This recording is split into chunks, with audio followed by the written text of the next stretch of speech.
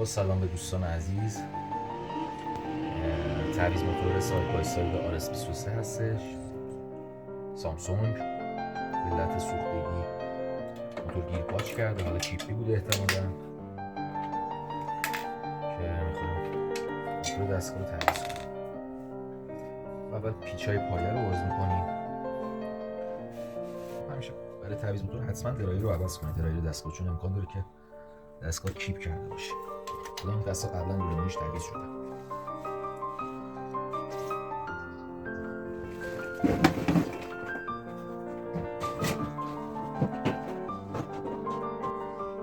دوستان یه توضیح در رابطه با علت سوختن کلا موتور یخچال دستگاه سرد کننده خانگی، حالا هم از سامسونگ و برندهای دیگه می‌خواستم بدم.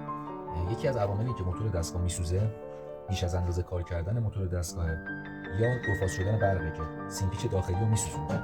در حال حاضر موتور گیرپاچه، یعنی قدرت این که بخواد گاز رو در جریان بندازه نداره و اوورلود میکنه، اوورلود داخلی و بیرونی. و حالا شرایطی که شما متوجه میشید میبینید دمای فریزرتون بالا رفته، گرم شده و وسایل شروع به آب شدن میکنن و یه صدای چیک چیکی از پشت دستگاه میاد که اون صدای اوورلود کردن موتور. حالا میریم برای باز کردن لوله.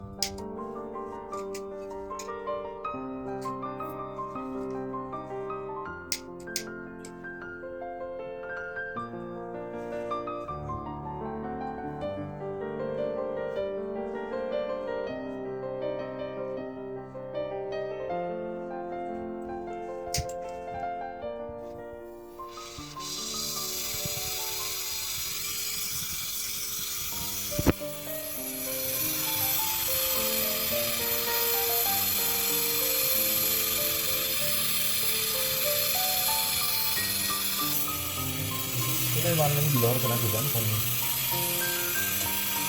لوله رفت و برگشت کمپرسور یک شاره دو مستق.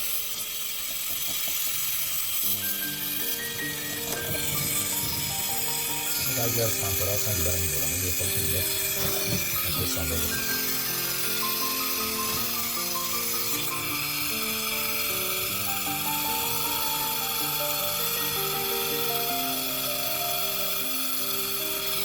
برای برم همیشه تعویض بشه تا بهتره.